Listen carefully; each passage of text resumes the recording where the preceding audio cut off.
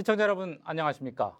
TBC는 온라인 정치경제 미디어 스픽스와 함께 대구 경북의 정치 현안을 전국 최고의 전문가들과 함께 서울에서 풀어보는 정치 본색 플러스를 매월 1회 진행합니다. 오늘은 그 첫 순서로 홍준표 시장의 대구 대수술 성공 가능성이라는 주제로 토론을 시작하고자 합니다.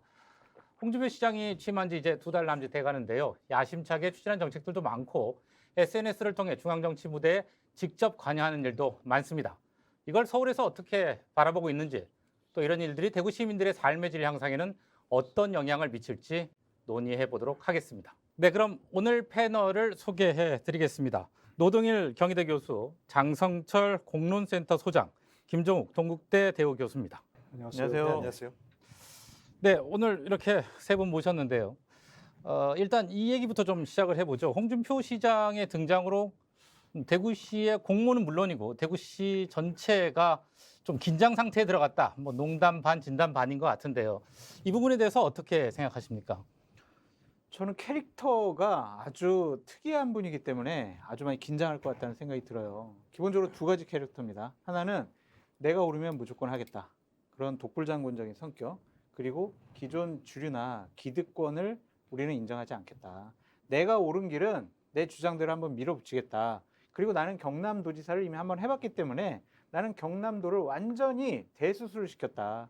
적자를 완전히 없애고 흑자로 돌렸다. 그러한 노하우를 이번에 대구에서 내가 발현시키겠다. 그러니까 나만 따라와라. 나를 믿고 따라와라. 그러한 리더십의 소유가 아닌가라는 생각이 들어서 관가나 각종 언론, 시민단체들이 모두 다 긴장하는 것 같습니다. 교수님은 어떻게 보세요? 글쎄, 저는 이제 뭐 기본적으로 긴장하고 있다는 게 사실이라고 한다면요. 예. 저는 좋은 일이라고 생각합니다. 기본적으로 공무원 조직이라는 게 사실은 뭐 해도 그만 안 해도 그만 이런 게 굉장히 많잖아요. 일 같은 것도 그렇고. 죄송합니다. 모든 분들 얘기하는 게 아니고 그렇죠. 예, 일반적으로 예, 그렇다는 얘기입니다. 그게 좀 느슨해진 조직이라고 얘기한다면 새로운 어떤 시장이 취임하고 또 굉장히 그분이 뭐 추진력 강하고 얘기하셨지만 뭔가 본인의 소신을 관철하는 게 어떤 능력이 강하고 그렇다면 공무원 조직의 어떤 그 긴장감을 불어넣는다? 이런 건 좀 굉장히 좋은 거라 생각하고요. 시민들도 긴장하고 있다. 그래서 그건 이제 어떤 의미인지 잘 모르겠습니다만 그냥 제가 객관적으로 바라보기에는 뭔가 이제 기대감 아닐까요? 무슨 일이 뭐 좀 생길 것 같다. 만약에 이제 기존에 해오던 대로 어떤 그 계속 되어 온다. 앞으로 별 기대감이 없다 하는 것보다는 그래서 새로운 어떤 시장이 와서 이분이 뭔가 추진력이 강한 분이고 뭐 이렇게 어디로 튈지 모르는 분이긴 하지만 뭔가 좀 기대감을 가질 만하다 이러지 않을까요? 물론 이제 그의 이제 긍정적인 측면이라면 세상 만사가 다 그렇지만 일단은 저는 뭐 긴장감을 가지고 있다. 공무원 조직과 지역 사회가 그렇다면 저는 그 부분에서는 일단 긍정적인 평가가 가능하다고 생각합니다. 제가 볼 때 이제 체급이 다르다. 예. 이제 기존의 대구시장과는 다른 체급을 가지고 있지요.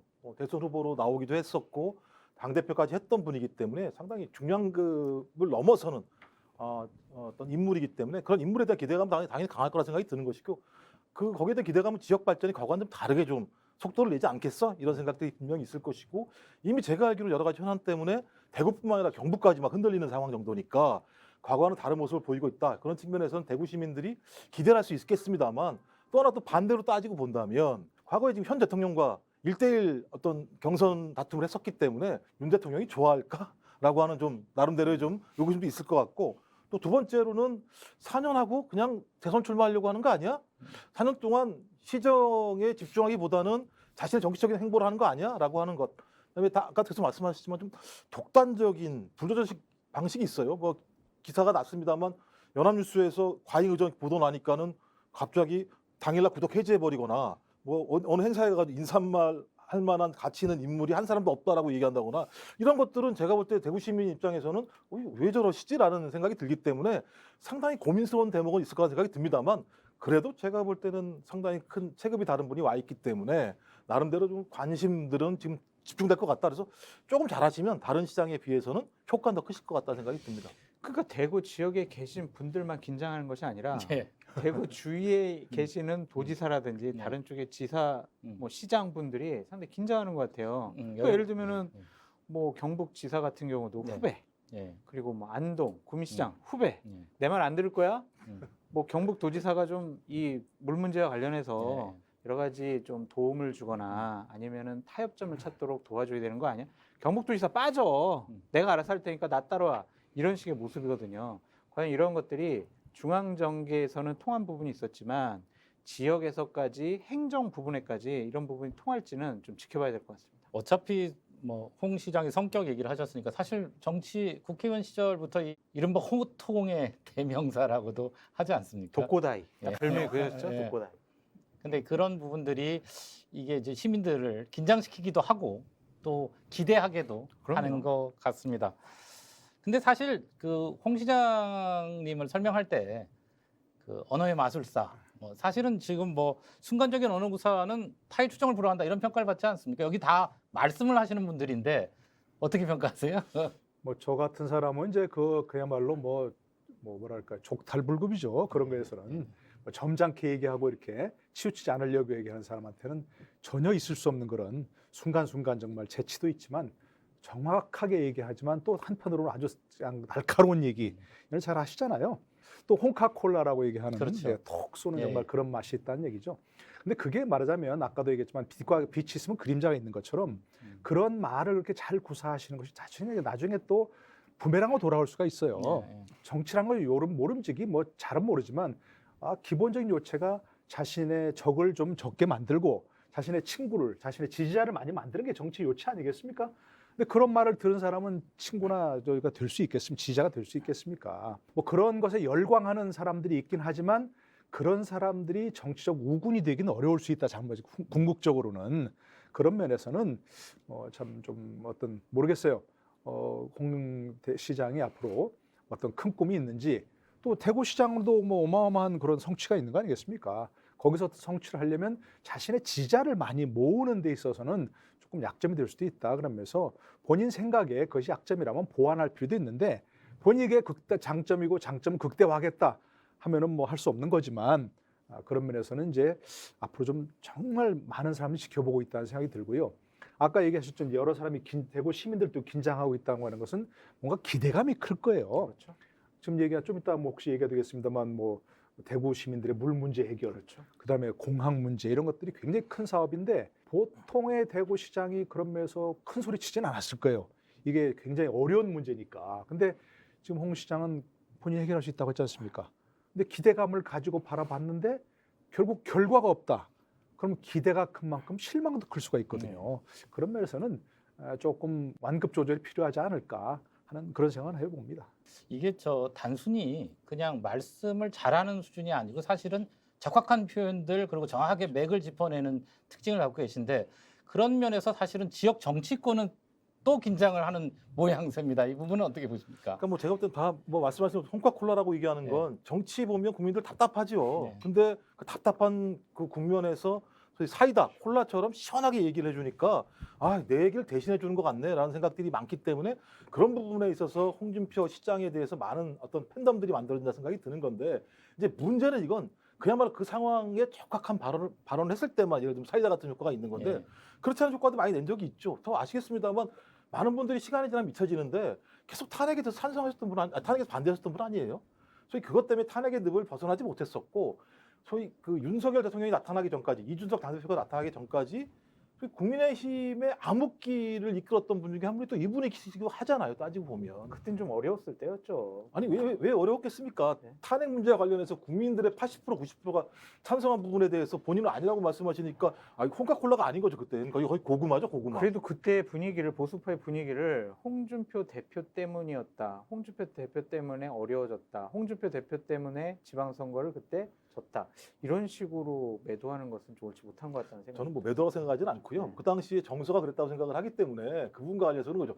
대중의 정서에 맞는 콜라와 같은 발언은 의미가 있습니다만 대중의 정서와 무관하게 본인의 가치를 강요하는 콜라는 목이 잘 안 넘어가죠. 예.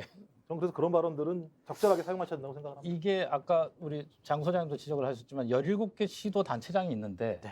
지금 거의 유일한 것 같습니다. 그 발언을 하고 영향력을 갖게 되고 사람들에게 반향을 일으키고 하는 부분들은 어떻습니까? 다른 점도 하나 더 있어요. 뭐가 있습니까? 유일하게 현직 대통령이 예. 형님이라고 하는 분이 홍준표 시장이에요. 무지하게 세신 분이네요. 그렇죠. 그러니까 그만큼 그건 뭐 후보 시절 얘기 아닌가요? 지금도 아닙니다. 형님이라고 그러나요? 얼마 전에 만났을 때도 알았습니다 형님. 그러니까 17개 시도 지사들 모여서 만찬을 했을 때 네. 형님이라는 표현을 또 쓰셨더라고요. 그렇습니까? 대통령께서. 네. 만약에 현재 진행되고 있는 아까 노동일 교수님께서 말씀해 주셨던 여러 가지 대구시 현안 문제와 관련해서 중앙정부의 협조를 확실하게 이끌어낼 수 있다면 홍준표 시장의 입지는 더욱더 탄탄해지고 지역에서 거부감이 기대감으로 바뀔 것으로 그렇게 예상이 됩니다. 워낙 좀 이전에 저희 역대 시장에서 못 봤던 모습이고 그렇죠. 다른 단체장에게도 못 보는 모습이라서 그런데 사실은 지난 지방선거 때 압도적으로 당선이 됐죠. 그리고 뭐 대구의 성향, 뭐 성격일 수도 있지만 그런데 이제 이분이 되시고 아까 장성철 소장님이 말씀하신 대로 여론주도청이라고 할까요? 뭐 거리를 좀 두는 이런 식의 모양새, 경제계, 뭐 시민단체와 이런 부분들에 대해서는 좀 불편해하는 분들도 있을 수 있는데 이 부분은 어떻게 봐야 할까요? 그건 홍준표 시장이 풀어나가야 될 문제일 거예요. 그리고 대구가 상당히 보수적인 곳 아니겠습니까? 지금 대구에서 국회의원을 하셨지만 주된 정치적인 활동 공간은 중앙정부 아니면은 경남도지사였거든요. 그런 점에 있어서 대구에 계시던 사회 지도층, 여론 주도층은 좀 지켜보는 것 같아요. 저 사람이 과연 했던 공약들을 제대로 실현시킬 것이냐, 아니면은 그냥 말만 하는 것이냐, 그런 것을 지금 눈여겨보는 것 같은데 방금 전에도 말씀드렸듯이 여러 가지 난제들을 제대로 풀어나간다면은 사회 지도층이나 여론 주도층 같은 경우에 홍준표 시장에 대해서 기대를 할 수가 있겠죠. 그런 부분의 숙제는 분명히 홍준표 시장이 풀어나가야 된다. 근데 홍 시장이 저 처음에 이제 그 대구시장 출마한다고 할 때 하방하신다 그랬잖아요. 예, 그런 표현 썼죠. 하방하신다고 해서 그때도 제가 들은 거 기억나는데 이제 중앙 정치 무대에는 관심을 끊겠다 한동안 이제 그렇게 얘기하셨는데 지금은 그러시진 않은 것 같아요. 몸은 하방했는데 아직 마음은 하방이 좀 덜 된 것 같습니다. 기본적으로 홍 시장이 앞으로 어떤 꿈이 있건 기본적으로 대구시장이 되었으면 그 대구 시민들과 또 뭐 넓게 말해서 TK 전체 거기와 한 몸이 돼야 한다. 스며들어야 한다고 생각합니다. 그러니까 이질적으로 뭐 개혁을 한다고 하더라도 또 뭔가 하더라도 그 사람들은 개혁의 대상이라고 하고 자꾸 이렇게 하는 것보다는 네. 공무원들도 그렇고 시민들도 그렇고 그것을 그 사람들을 뭔가 내가 바꿔야 한다. 그렇게 자꾸 대상화 시키는 것보다는 내가 그들의 하나가 되어서 스며들어야 개혁도 저항 없이 할 수 있는 것이고 앞으로 어떤 그 일을 추진하는데 그런 여론의 뒷받침을 받아야 되는 것이거든요. 교수님 뭐 제가 볼 땐 기득권층이 싫어하면 서민들이 좀 편한 경우가 많죠. 예를 들면 이제 기득권층이라고 하는 건 기존의 어떤 체제에서 많은 이익들을 향유하고 있고 그만큼의 권한을 가지고 계신 분들이기 때문에 세상이 변하는 거는 본인한테 좋지 않은 상황이기 때문에 계속 이제 거부하게 되는 것이고 보수화되는 경향이 많기 때문에 뭐 당연히 토론은 필요하다고 생각이 듭니다만 저 대구 같은 경우는 좀 변화가 필요하다고 봐요. 왜냐하면 계속적으로 국민의힘. 그러니까 모든 것이 국민의힘이라고 하는 정치적 프레임 속에서 작동하는 어떤 구조였었기 때문에 그 구조 속에서도 대구가 계속 불만이 많은 거 아니겠습니까? 경제도 성장하지 않는 상황인 것이고 소위 홍준표 시장이라고 하는 새로운 어떤 캐릭터가 등장해서 국민의힘 내부의 변화가 있다라고 얘기하는 건 대구의 변화를 전제로 하는 거기 때문에 좀 그 정도의 예를 들면 역동성은 필요하다고 생각이 들어요. 근데 그 역동성이 독단으로 가면 안 되는 거겠죠. 그러니까 자기 말을 안 들으면 안 돼라는 식으로 가면 안 되겠습니다만 적어도 대구가 과거와는 다른 시대를 살고 있구나 정도를 느낄 수 있게 해야 저는 그 정도의 힘을 만들어내야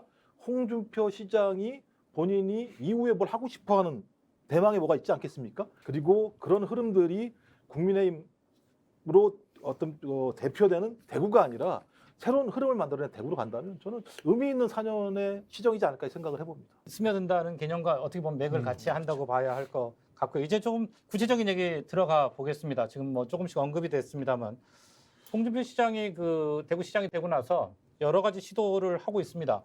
지금 핫한 게 낙동강, 그러니까 대구 취수원 문제. 지금 구미에서 안동댐 쪽으로 방향이 틀어지고 있고요.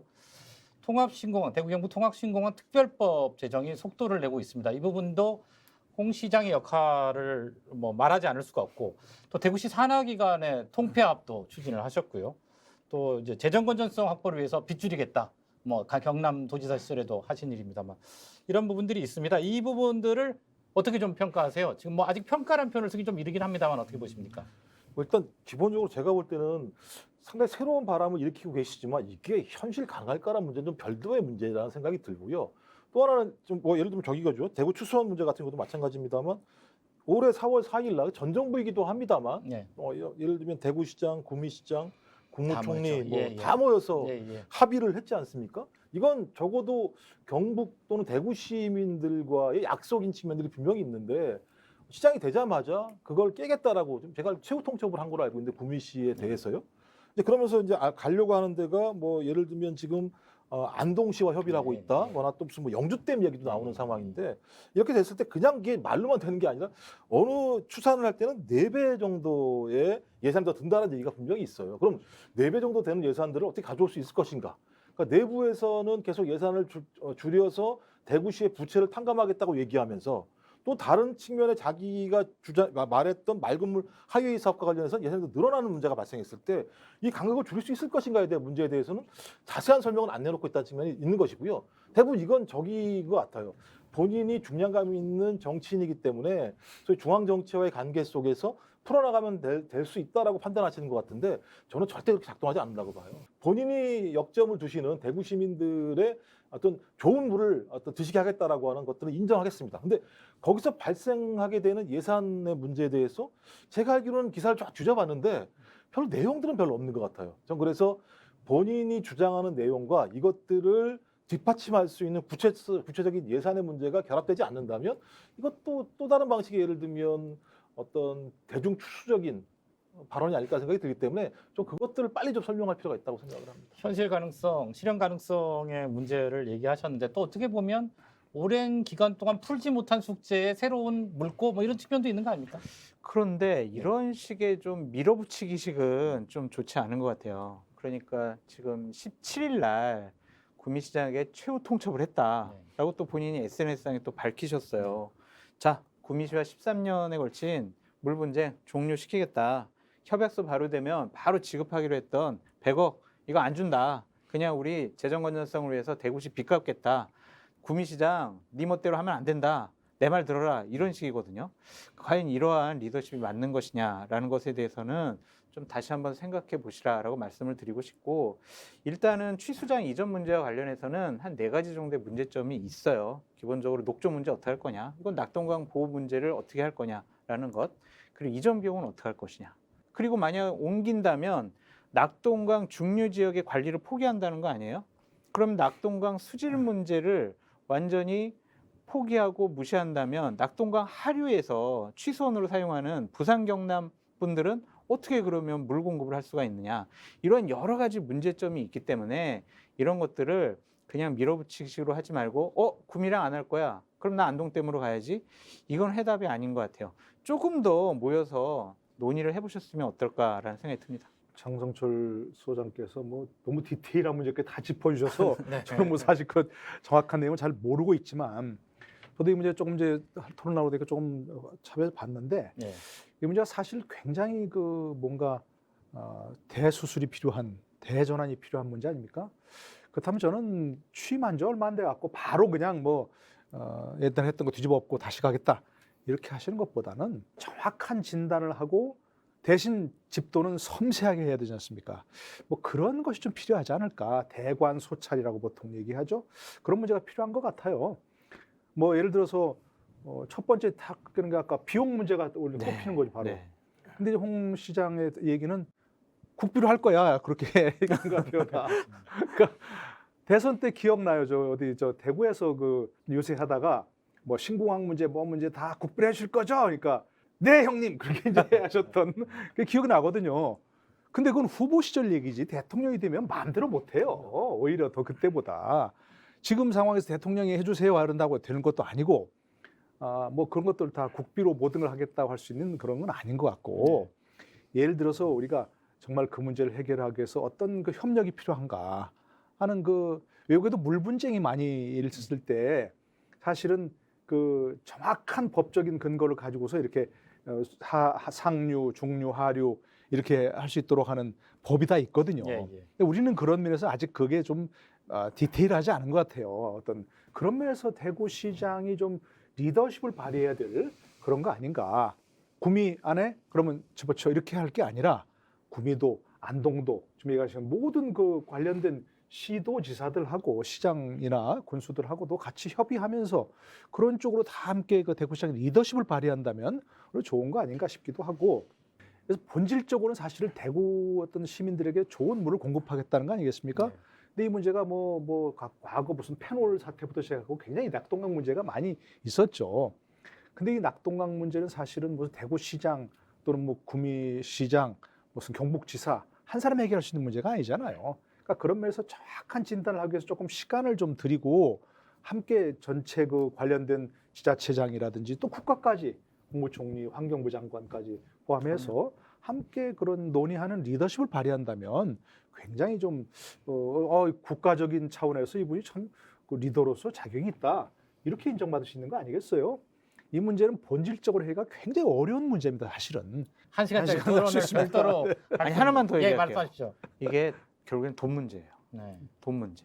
그러니까 예를 들면은 구미 상류 쪽으로 취수원을 옮긴다든지 아니면 안동땡으로 옮긴다든지 하게 되면 돈이 많이 들어요. 그러니까 예를 들면 지금 조사된 거에 의하면 대구에서 구미로 옮겼을 때 도수로가 있잖아요. 네. 그 대략 55km인데 그거에 대한 설비 비용과 취수원을 좀 고도로 정밀화하는데 7,199억 원이 들어요. 7,199원이 더 들어가요. 이 돈 어떻게 할 거냐고요. 그리고 취수원을 옮기고 나니까 광역 상수도 때문에 톤당 물을 사오는 가격이 대략 53원에서 233원으로 5배 정도가 높아져요.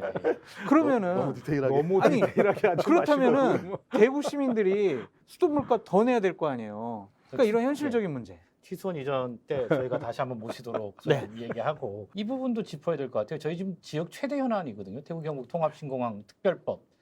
이 부분에 있어서는 홍 시장의 그 오랜 정치적 그 관록 이런 것들이 영향을 미쳤다 이렇게 보여지는데 어떻게 보십니까?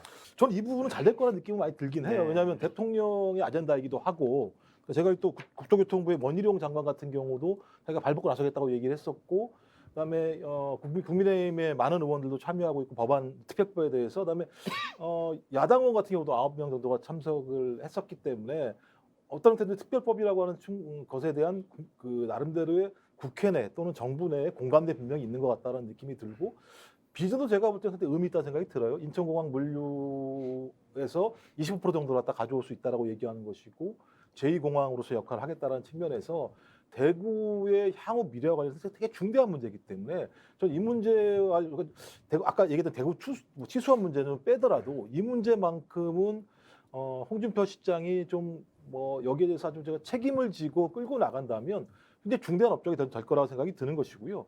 앞으로도 마찬가지겠습니다만은 어떤 예를 들면 이런 현재 대구에서 공항 때문에 개발이 안 되고 있거나 대구 시민들이 피해를 보고 있는 부분들을 해소하면서 대구 경북이 연계해서 새로운 신산업들을 만들 수 있다는 측면에서 상당히 의미가 있다는 생각이 들어서요. 전 이건 좀 끝까지 좀 제가 볼 때는 홍 시장에게 별로 안 좋은 모습이라고 얘기하는 불도저식 독선적 방식이라도 이건 좀 밀고 나갈 필요 분명히 있다는 생각이 들어서요. 좀 이건 좀 잘하셨으면 좋겠다는 생각이 듭니다. 이게 이제 기본적으로 현행 법률에 따라서 하느냐 네. 아니면 홍 시장의 얘기대로 특별법을 만드느냐 예, 예. 이게 좀 핵심적인 얘기 아니겠습니까? 특별법을 안 만들어도 현행법에 따라서 얼마든지 할 수가 있습니다. 대구시에서 10조 원을 들여서 공항을 짓고 그다음에 이 이전한 데를 개발해서 그 돈을 이제 충당하는. 그런데 홍 시장 그건 안 하겠다는 거 아니겠습니까? 전액 국비로 하는 신공항 차액만큼을 예. 국비로 지원하게 하는 게 특별법의 핵심인데 그렇습니까? 어쨌든 예. 그러니까 어쨌든 신공항 특별법을 만들어서 예. 그렇게 하겠다는 얘기죠. 그렇죠. 예. 과덕도 신공항처럼 예, 예, 특별법을 만들어서 그걸 지금 맞습니다. 추진하겠다 이제 그런 얘기인데 이거야말로 정말 정치력이 발휘돼야 할 그렇죠. 그런 부분인 거죠. 예, 예. 그래서 아마 지금 이제 모든 사람들이 어떤 면에서 뭐 부정적인 평가를 아무리 하더라도 이걸 성취시켰다면 저는 대선 주자급 시장 역시 다르다 예. 이런 게 나올 것이고 이거에 만약 어그러진다면 무슨 무슨 대선 주자급이 소용이냐 이런 얘기가 나올 거예요. 그러니까 아마 홍 시장의 어떤 그 향후 어떤 정치적 생명 이게 달린 거라고 할 수 있는데 저는 우리 김 교수님 얘기하신 것처럼 뭐 그렇게 현재 상황에서는 분위기는 나쁘지 않다고 생각을 합니다. 그야말로 가덕도 특별법도 있었으니까 네. 특별법도 있었으니까 그러나 이제 만약에 이걸 특별법을 해달라 그러면 가덕도 신공항도 추진하고 이게 지금 이제 뭐 중남부 중추공항으로 하겠다는 얘기죠. 네. 그것도 추진하고 한다면 도대체 이 좁은 땅에 무슨 뭐 엄청난 그런 그 관문공항을 하는 관문 역할을 하는 그런 공항이 대구에도 있고 무슨 저 뭐 어디 구천에도 있고 이미 인천공항이 있는데라는 비판이 나올 수 있거든요. 그래서 저는 이 문제야말로 어떤 그 이른바 홍카콜라의 어떤 톡 쏘는 맛의 명분을 만들어줘야죠. 국회의원들이 따라올 명분을 거기서 투표할 수 있는 명분을 만들어줘야 되고 그리고 이제 이거야말로 어떤 중앙정부 또 대통령 뭐 관련 뭐 장관이라든지 모든 사람들과 긴밀하게 소통해야 될 그런 문제입니다. 이것은 무슨 뭐 독고다이로 추진한다고 해서 독단적으로 추진한다고 되는 얘기는 아니고 그렇죠. 그야말로 그분들을 설득하고 그 명분을 주고 투표할 명분을 줘야 되는 거죠. 그런 면에서 노련한 정치력이 필요한 그런 부분이다 생각합니다. 이게 본인이 혼자 추진한다고 해서 될 문제가 아니에요. 네, 그렇죠. 예, 그래서 국회, 예. 세 개의 예. 부처가 맞습니다. 연관돼 있거든요. 국토부 장관, 예. 그다음에 국방부 장관. 국방부. 네. 국토부 장관은 원희룡 장관이 네. 예 형님 알겠습니다. 제가 뭐 민간 사업이니까 국비로 다 할게요라고 했는데 국방부 장관은 그렇게는 못하겠다. 네. 지금 기부대 양여로 해야 된다. 그렇죠. 이런 식으로 얘기를 하고 있거든요. 예. 그러니까 이거를 어떻게 조율할 것이냐라는 문제인데 결국에는요 추경호 기재부 장관이 딱 이제 핵심 열쇠를 잡고 있다. 네. 근데 추경호 기재부 장관 같은 경우도 대구 국회의원 아니겠습니까? 그리고 주호영 지금 국민의힘 비대위원장이 지난 2일 날 네. 대구 경북 신공항 특별법을 본인이 발의했죠. 발의를 했어요. 예. 야당 의원도 대략지만 9명 정도 네. 참여를 했습니다. 맞습니다. 그렇다면은 이 부분은 법안은 그렇게 통과되는데 문제가 없을 것 같다? 결국에는 기재부 장관이 오케이를 하느냐, 오케이하지 않느냐 이 부분인데 홍준표 시장께서 추경호 장관 불러다가 해줘! 이렇게 해야 되지 않을까.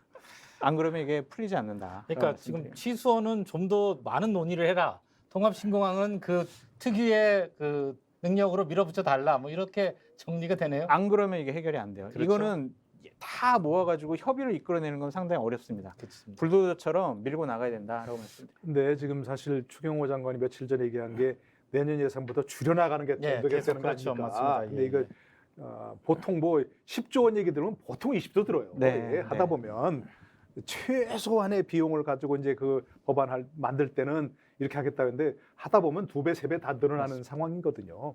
근데 지금 기조가 예산을 줄여나가겠다. 재정 적자를 줄여나가겠다. 재정 준칙을 새로 만들겠다 하는 그런 상황에서 이게 되냐 어렵다는 얘기는 사실은. 그러니까 낙관만 할 수 없는 부분이니까 이 문제말로 그야말로 노련한 정치력, 예. 홍 시장의 그런 노련한 정치력을 기대해야 될 문제다. 뭐 예. 불도저식만 계신 것도 아니고 예. 그죠? 노련한 정치 감각도 갖고 계시니까 예. 기대치가 있을 것 같고요. AI 불도저라고. 예. 지금 재정 얘기, 뭐 국가 재정 얘기를 하셨지만 홍준표 시장도 지금 재정 건전성, 채무를 줄여야겠다. 그리고 경남도지사 시절에 그 했다. 뭐 이런 얘기를 하시는데 이 부분은 어떻게 보세요? 이게 물론 빗줄인다 그러면 좋은 측면이 있을 것 같고요. 당연히 해야 될 일일 것 같기도 하고 또 다른 부작용이 있을 수도 있을 것 같은데요. 그러니까 제가 볼 때 빗줄이는 게 다 좋은 건 아니죠. 지금 얘기 들어보니까 이제 기금 특별회계를 폐지하겠다, 불필요한 걸 말씀하시는데 필요한지 불필요한지 판단을 누가 해요? 본인이 앉아가지고 그냥 야, 이건 필요해, 이건 필요해 이렇게 할 수는 없는 거잖아요. 내부에. 제가 보니까 이 회계 중에서 무슨 양성평등 이런 것도 있는 것 같고, 그러니까 불효불급한 내용들이 분명히 있음에도 불구하고 이것들을 폐기했을 때 발생할 문제에 대한 답이 있는가? 그러니까 이거 갖다가 빼가지고 빚을 갚겠다는 얘기이잖아요. 또 하나는 유휴 미활용 공유재산 매각. 이것도 이제 추경호 현 정부랑 좀 입장이 비슷한 것 같은데 이걸 좀 매각을 해서 2천억을 만들겠다. 그래서 총 아마 4,500억 정도를 만들겠다는 건데 다 아시겠습니다만 뭘 줄여서 빚을 갚게 되면 그만큼의 기존에 했던 일을 안 하게 되는 거예요. 안 하게 되면 그걸 누가 해야 될 거 아니겠습니까? 그럼 그거 누가 하겠습니까? 못하니까 정부 같은 경우는 국민들이 소위 부채를 지면서까지 그 일을 하는 거예요. 그러니까 정부의 부채를 민간으로 떠넘기는 부분이 분명히 있어요. 이거 되게 안 좋은 방식이고요. 최근에 유럽에서 이 문제 관련해서 재정 건전화 국가라고 하는 측면이 있어요. 계속 재정 건전화를 얘기하면서 국가가 할 일들을 다 민간에 넘기고 그러니까 민간에게 좋은 것들은 부자에게 넘겨서 매각시켜서 부자는 더 부자가 되게 만들고 또 민간이 했던 부분들인데 국가나 지자체가 안 하니까 그걸 갖다 담당해야 되는 돈 없는 사람들은 빚내 가지고 해야 되는 문제가 벌어지기 때문에 저는 이 문제는 잘 접근해야 된다. 잘 접근하지 않게 되면 무슨 불평등을 다시 확산시키게 되는 거예요.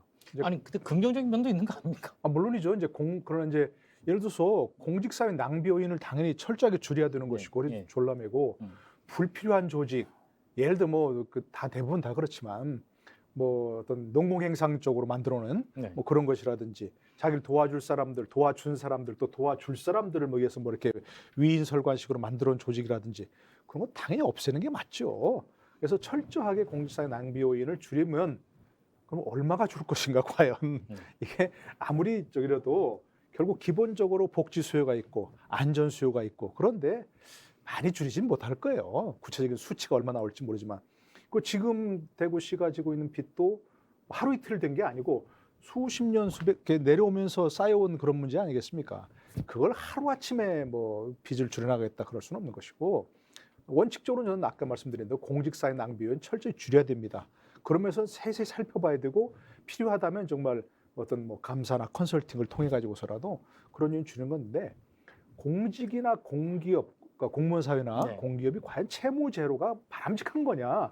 이건 또 아닐 수 있어요. 기업이 아니니까 이익을 내야 되는 조직이 아니니까 국민들이 꼭 원하는 부분에 있어서는 설사 낭비가 되거나 아니면 또 뭐 적자가 되더라도 해야 하는 부분이 있는 것이거든요. 그러니까 그런 면에서는 좀 이것도 시간을 두고 철저하게 좀 디테일하게 살펴보면서 할 필요가 있다는 그런 생각이 분명히 들고요. 과연 그 예를 들어서 저나 아무 문제의식 없이 중앙정부도 그렇고 지방자치단체도 그렇고 아무 문제의식 없이 방만하게 조직을 늘려고 하는 그런 것들은 분명히 줄이면서 네. 긴장감을 불어넣는 건 분명하다. 그 필요가 있다 하는 건 지금 다시 한번 말씀드립니다. 저는 홍준표 시장의 능력을 믿습니다. 어. 경남도지사 하면서 채무 제로를 만든 경험이 있고 적자 예산을 흑자로 돌려놓은 경험과 노하우가 있기 때문에 믿고요. 기본적으로 대구시 산하기관의 대대적인 통폐합을 하겠다라는 것, 재정 집중을 통해서 예산 절감을 하겠다라는 것, 그리고 대구 경북에 좀 많은 예산을 우선적으로 지원할 수밖에 없을 거예요.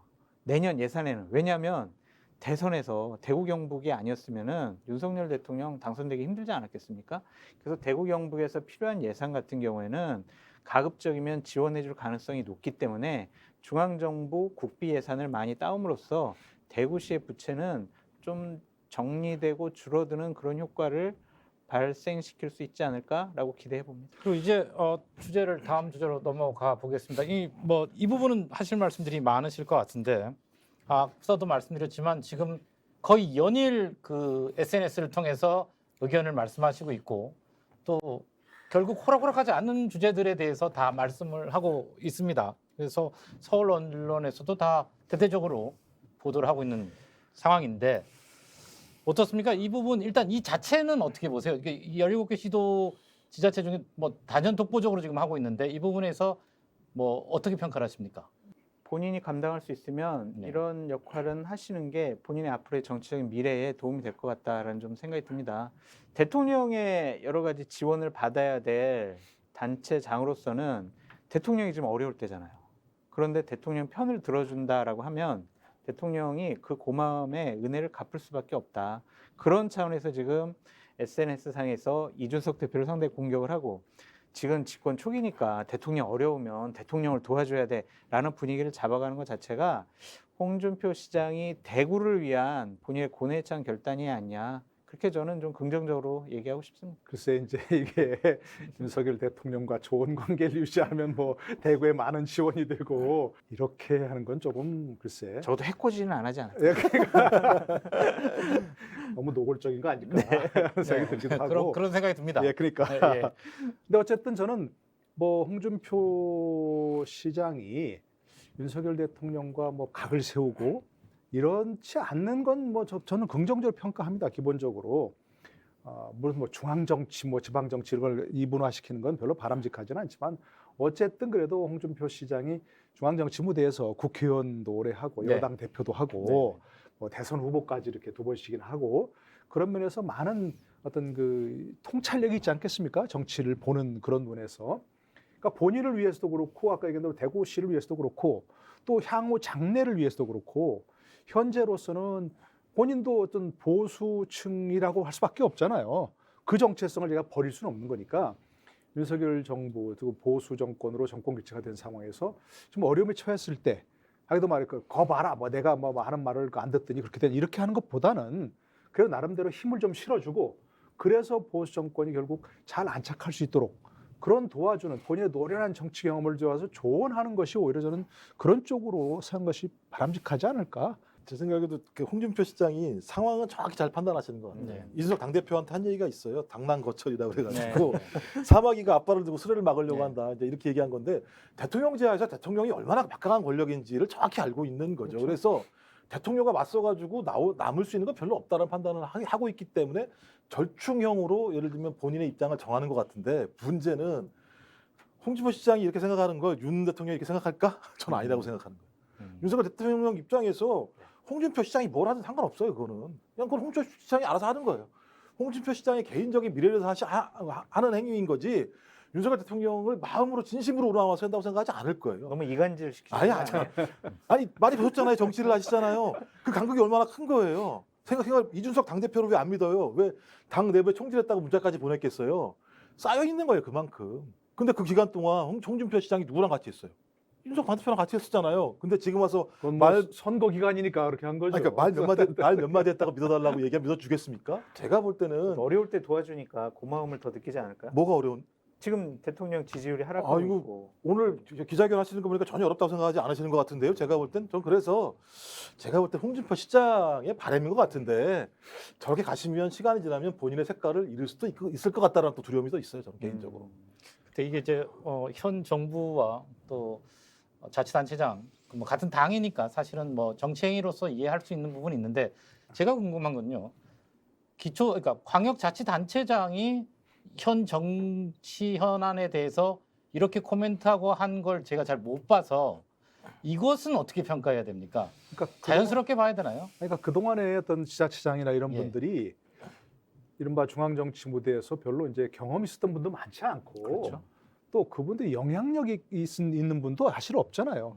그분들이 SNS에 몰려봐야 누가 그걸 뭐 주목하겠습니까? 근데 홍준표 시장은 좀 다르죠. 네. 얘들은 워낙 뭐 국회의원으로서도 여당 대표도 했고 뭐 대선에 여러분 출마해서 누구나 다 이제 차기 대선에 나오실 것 같다는 그런 생각을 하고 있으니까 주목도가 높을 수밖에 없는 거죠. 과거 다른 분들이 뭐 그런 어떤 이 정치 현안에 대해서 코멘트를 해도 누가 그만큼 주목도를 높이겠습니까? 그러니까 저는 그런 면에서 어떤 급이 다르다는 건 분명히 있고요. 또 한 가지는 뭐 아까 김종욱 교수께서는 뭐 자기 정치라고 말씀하셨는데 정치냐 누구나 다 자기 정치하는 거죠. 그런데 이준석 대표도 뭐 자기 정치했다고 막 비판하는데 저는 그게 왜 비판받은지 모르겠어요. 누구나 다 자기 정치지 남을 위해 정치합니까? 물론 궁극적으로는 국민을 위해 정치를 위해서 한다고 예, 하지만 그걸 위해서도 자기 정치를 하면서 풀어나가는 것이지 자기를 위해서 하는 것이지 뭐 남을 위해 하겠습니까? 홍준표 시장도 자기 정치라는 건 분명히 맞지만 앞으로 장래를 생각해서 여러 가지 뭐 자리매김 보수의 어떤 뭐 대안 세력이랄까요? 뭐 리더로서 자리매김을 해야 하는 거 분명하니까 그런 건 맞지만 그러나 그것이 결국 윤석열 대통령에 도움이 될 수 있는 그런 방향으로 한다면 윈윈이 될 수 있겠죠. 뭐 윤석열 대통령이 그걸 어떻게 생각하든 그건 상관없는 거고요. 어떤 면에서 이준석 대표가 지금 현재 윤석열 대통령과 굉장히 대립각이 돼 있잖아요. 옛날처럼 무슨 뭐 귀양 보낼 수 있는 것도 아니고 입을 막을 수 있는 것도 아니고 계속 라디오, TV 출연하면서 윤석열 대통령 비판하는데 윤석열 대통령이 그걸 공개적으로 대꾸할 수 없잖아요. 오늘도 그냥 나는 관심 없습니다. 이렇게 관심 갖지 않습니다만은 굉장히 관심 갖고 있습니다만 말할 수 없습니다. 그 얘기 아닙니까? 그러니까 이 문제에 있어서는 분명한 건 윤석열 대통령이 하고 싶은 말을 대신 할 수 있는 거예요. 홍준표 시장이. 네. 그러나 그야말로 다른 사람이 할 수 없는 말, 다른 지자체장이나 다른 정치인이 할 수 없는 그 말을 홍준표 시장이라는 독특한 캐릭터, 독특한 위치에 있는 분이 해주고 있다는 그런 생각입니다. 노동일 교수님께서 정확하게 분석을 해주셨고요. 제가 간단히 한 말씀만 더 붙이자면 네. 홍준표 시장의 주파수와 눈은 2027년에 가 있는 것 같아요. 나 다시 한번 대권에 도전할 거야. 그러니까 중앙정계에서 나의 영향력을 잃어버리지 않겠어. 나의 존재감을 계속 유지시키고 싶어. 그거 어떻게? 내가 SNS 상에서 대통령 편들어주고 이준석 대표 꾸짖고 이러면서 나의 존재감을 조금 더 드러내고 싶다, 두드러지게 하고 싶다라는 생각이 있는 것 같습니다. 그렇기 때문에 본인의 꿈을 향한 하나의 발걸음이라고 좀 생각이 들고요. 다른 단체장들은 엄두가 나지 않을 것 같아요. 예를 들면은 오세훈 서울시장 대권 꿈이 있잖아요. 예, 예. 그런데 만약 지금 이준석 대표에 대해서 완전히 편을 들어준다든지 아니면은 꾸짖는다든지 그러면 다른 논란에 휩싸일 거예요. 근데 홍준표 시장이니까 그냥 용인이 되고 그럴 만하다라고 생각이 드는 것 같습니다. 정치적인 역량의 차이가 아니냐 그런 생각이 들어요. 저도 재밌는 얘기 들었는데 대구 지역에 있는 이제 그 신문사의 기자분인데 50대 초반에 아주 중량감 있는 기자분인데 잘 아시나 봐요. 홍준표 시장님한테. 네. 계속 이렇게 말씀하시면 됩니까? 얘기했더니 10분이면 돼. 음. 나 하루에 10분만 고민하면 돼. 네. 이렇게 말씀하셨대요. 그래서 이 얘기를 들으면서 야, 10분이면 현안 파악이 되시는구나 생각이 들기도 했었지만 또 반대로 따지면 매일매일 10분 이상 꼭 중앙 정치를 고민하시는구나. 그래서 말씀하신 것처럼 2027년의 꿈이 잔뜩 계시는구나 이런 것 갖다가 좀 간접적으로 느끼게 됐어요. 근데 문제는 이게 너무 과하면 문제가 생길 수 있다는 생각이 들어서 적절하게 하시면 좋겠다 이런 생각이 듭니다. SNS를 글 쓰시는 건 10분이지만 그 10분을 위해서 많은 그 현안들을 따라가야 되는 거죠. 그렇죠. 우리 같이 이렇게 늘 뭐 이렇게 정치 평론하려면 사실 쉬는 날에도 뭔가 뉴스가 뭐가 있는지를 공부합니다. 봐야 되거든요. 하루 이틀만 쉬면 뭔 얘기지 하고 다시 또 돌아봐야 된단 말입니다. 그러니까 홍 시장께서는 10분이면 돼 하는 거는 글 쓰는 건 10분이지만 사실 그거에서 많은 그 시간을 할애하실 것 같다 하는 생각이 듭니다. 예. 근데 영향력과 노력 뭐 이 부분은 이해가 되고요. 그런데 이 질문을 안 할 수가 없을 것 같은데 이제 단체장은 주 업무가 이제 지방자치단체를 잘 하시는 거잖아요. 이 부분에 혹시 물론 뭐 다 잘하시면 좋을 수 있겠습니다만은 그런 우려들도 나오는 게 현실이거든요. 그 부분은 어떻게 보세요? 근데 그건 우려와 네. 비판을 결과를 네. 다르게 놓고 봐야 돼요. 그러니까 예를 들면 아니 거 봐라. 중앙정부, 중앙정계에 신경 쓰다 보니까 치수원 이전 이거 제대로 하나 해결 못했잖아. 그리고 군공항 이전 국비 예산 못 따왔잖아. 중앙정부, 중앙정계에 좀 관심 좀 끊어. 이렇게 비판이 나가야 되는데 지금 본인이 계획한 대로 하나씩 추진하고 있다. 추진하고 있잖아요. 예, 예. 그러니까 그런 비판을 하기에는 조금 이른 것 같아요. 예, 예. 그러니까 그런 비판이 나오려면 내년에 뭔가 일이 잘 진행되지 않았을 때 그때 비판이 가능하지 지금은 비판의 설득력이 좀 떨어지지 않을까 싶습니다. 저도 결과가 중요하다고 생각합니다. 결과가 아까 말씀드린 대로 사실 그 다른 지사나 이런 분 같으면 뭐 신공 이거 공항 특별법 만들어서 추진할 거야. 국비를 지원받을 거야. 이렇게 못 하실 거예요. 그렇죠. 가덕도 특별법 같은 경우는 지난 정권에서 정권 차원에서 밀어준 것이지 어떤 뭐 부산시장이 뭘 그걸 추진해서 된 건 아니거든요. 그렇죠. 예, 예. 그러니까 근데 이걸 뭐 처음부터 그냥 우린 다 중앙본부에서 할 거야. 뭐 대통령도 뭐 나의 말을 들을 거야. 이런 식으로 다 했거든요.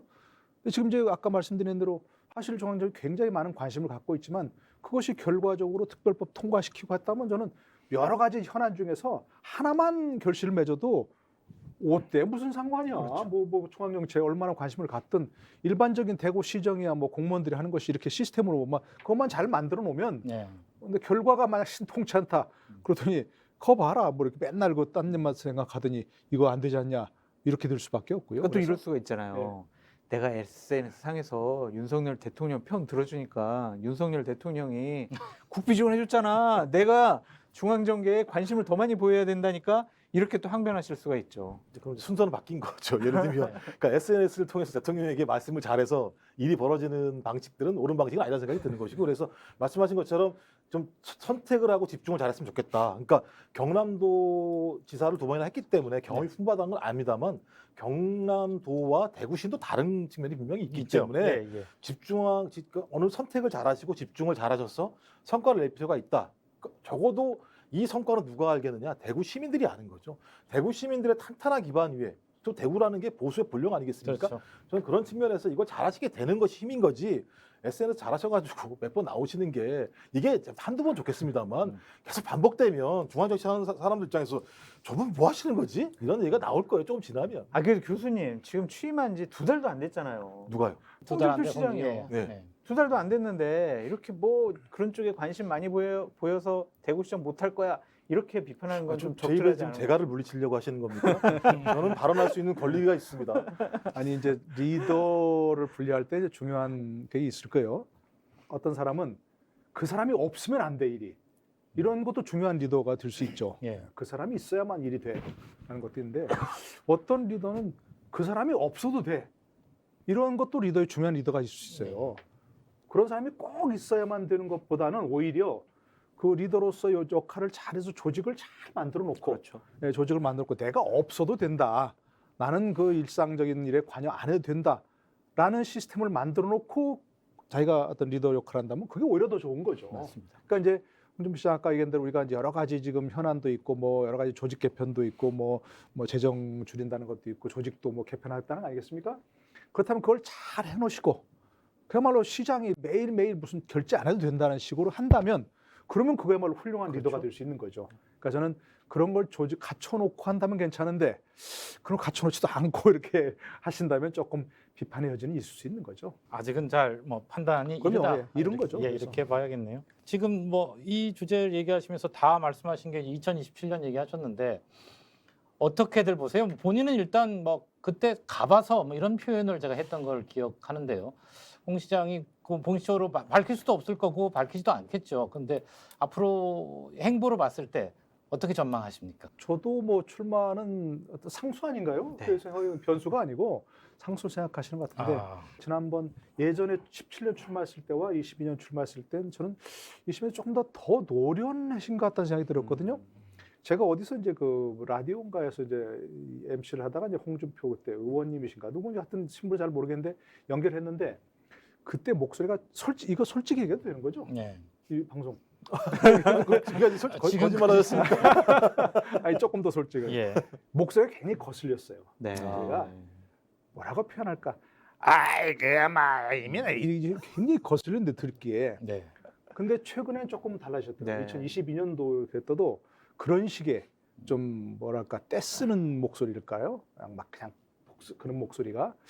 그래서 저는 오히려 조금 노련해지셨지 않는가. 그러니까 스마트한 건 떨어질지 몰라도 오히려 그런 면에서는 조금 노련하면 더 보이는 것 같다 생각이 네. 들고 지금 뭐 무슨 인생 70이 무슨 나이가 있습니까? 네, 네. 70 요즘 70 저 자취도 안 하는데 그러니까 그거는 별 문제가 아닌 것 같은데 아까 얘기한 대로 저는 가장 큰 관건은 대구시장에서 본인이 큰 소리친 네. 그 모든 사람들에게 약속한 그 보여주겠다고 한 그러던 결과. 굉장한 난제들 예. 그야말로 출시장 예. 문제라든지 신공항특별법 예. 문제에서 어떤 성과를 보여주느냐 이게 전 관건이라고 생각합니다. 저도 이제 하면서 적어놓은 게 있는데요. 잊혀지는 것이 두려운 정치인, 음. 끝내 꿈을 버리지 못하는 정치인. 제가 볼 때 이제 홍준표 시장은 이런 분이신 것 같아요. 그러니까 본인이 어렵게 흑수저의 삶을 살아서 자수성가하시면서 정치 영역에서도 마찬가지입니다만 자수성가를 하고 싶어 하시는 것 같아요. 그리고 본인이 생각하는 정치를 펼쳐보고 싶으신 것 같아요. 그러니까 경남도지사 2번 하시고 대구시장도 하시는 거라 생각이 드는 것이고 그러니까 현역을 놓치지 않으시려고 하는 것 같은데 이제 문제는 흘러간 물로 물레방아를 돌릴 수 없다. 그러니까 정치가 지금 많이 변하는 것 같아요. 그러니까 이준석이라고 하는 30대 정치인이 등장할 수 있는 유권자의 변화라는 것이 분명히 있는 것이고 또 그다음에 지금은 많이 나오지 않고 있습니다만 미래 시대의 아젠다에 대해서 갈망하는 친구들 굉장히 많거든요. 네. 기후 문제든 이런 문제와 관련해서. 근데 지금 정치는 여전히 과거의 낡은 잣대 언어들이 많이 있는 친구들이 있기 때문에 5년 동안 어떤 변화가 있을지 잘 모르겠어요. 근데 이 5년 동안의 변화 속에서 그 변화들에 맞게 홍준표 시장이 잘 변화할 수 있을 것인가에 대해서 저는 물음표가 있다. 왜냐하면 말씀하신 것처럼 많이 변화하긴 하십니다만 저희 그 빠른 변화를 따라갈 만큼 시정도 하셔야 되는 것이고 중앙정치 관심도 가져야 되는 측면들이 분명히 있기 때문에 저 그래서 정치적인 시대 교체에 능수능란하게 본인이 적응할 수 있으실 것인가 이런 부분을 지켜봐야 되겠습니다만 속도가 너무 빠르다 지금 보면 유권자들의 변화가 좀 그래서 오히려 죄송한 말씀입니다만 보수의 어른으로 남으시는 것이 훨씬 더 제가 볼 때는 큰 의미가 있지 않을까 생각이 들긴 해요. 하지만 그러시지 않을 거라는 느낌이 들기 때문에 잘 준비하십시오라는 말씀을 드릴 수밖에 예, 없을 것 어차피 같습니다. 뭐 본인의 뜻과 관계 없이 말씀하시는 거라서 전망을 해보는 거니까요. 지금 어쨌든 행보로 봤을 때 이렇게 보여진다는 뜻인 것 같습니다. 자 이제 뭐 토론을 좀 마무리를 해야 되는데요. 어차피 저희가 이 자리를 만든 이유도 홍준표 시장의 성공이 대구의 발전과 직결되어 있기 때문에 여러분께 여쭤보고 있는 건데 앞서 첫 질문이 저희가 긴장하고 있다를 시작했는데 이 긴장 관계가 시장과 그 다른 제야 세력들과의 긴장 관계 또 시민들과의 긴장 관계 이런 것들이 분명히 필요하죠. 어떻습니까? 그러니까 처음 저도 말씀드린 것처럼 그런 긴장 관계라고 하는 것은 긍정적 점이 분명히 있다고 생각합니다. 공무원들도 뭔가 그동안 방만하고 또 이렇게 뭔가 긴장하지 않았던 자세에서 바짝 긴장해야 되는 것이고, 시민들도 그게 그거겠지라는 생각보다는 뭔가 좀 변화가 있겠지, 이런 기대감이 긴장감으로 표현한 것이라고 생각하거든요. 그런 면에서 좀 저는 긍정적으로 모든 사람들을 이렇게 아우러 가는 그런 면에서 어떤 한 단계 도약하는 뭐 그런 발전을 이루는 것이 좀 꼭 필요하지 않을까 싶습니다. 그런 의미의 리더십을 발휘해야 되는 거죠. 약간의 긴장감은 네. 업무의 활력소가 될 수가 있습니다. 그것이 스트레스가 아니라 제대로 일할 수 있는, 그리고 나의 앞길에 비전을 이끌어줄 수 있는, 제시해줄 수 있는 시장의 역할을 제대로 한다면요, 기본적으로 대구시에 있는 공무원들도 한번 홍준표 시장 믿고 따라가 볼까? 그런 생각을 가질 수가 있겠죠. 그래서 앞으로 하기 나름 같아요. 지금 뭐 약간 2달도 안 됐기 때문에 우리가 연말까지 좀 성과도 지켜보고 다시 한번 평가할 수 있는 기회가 왔으면 좋겠습니다. 다른 시대를 살아보는, 홍준표 시장과 다른 시대를 살아보는 대구 시민의 시대를 열었으면 좋겠어요. 제가 아까도 말씀드렸습니다만 시군구 의원, 구청장, 대구시장 다 그런 분들, 국민의힘에 계신 분들, 그래서 변화가 별로 없고 계속 반복되는 일상인 것 같은 느낌들을 깰 수 있는, 아까 말씀드렸던 기득권과 싸우고 이런 부분이 있어서 좀 대구 시민들이 4년 동안 과거와는 다른 시대를 살아보는구나 라고 하는 역동성, 박진감 이런 걸 가졌으면 좋겠어요. 그래서 어떤 이제 태풍이 오면 바다가 확 이렇게 한 바퀴 좀 회전을 해서 정화되는 것처럼 좀 대구 시민들도 이런 시대가 있네라고 하는 느낌들을 만들어줬으면 좋겠다라는 생각이 들고요. 아마 이게 제가 볼 때는 그런 의미에서는 정치 발전의 하나의 영역이지 않을까, 지방자치에서. 저는 그런 시대를 좀 홍준표 시장이 잘 열으셨으면 좋겠어요. 중앙정 관심을 조금만 줄이시면.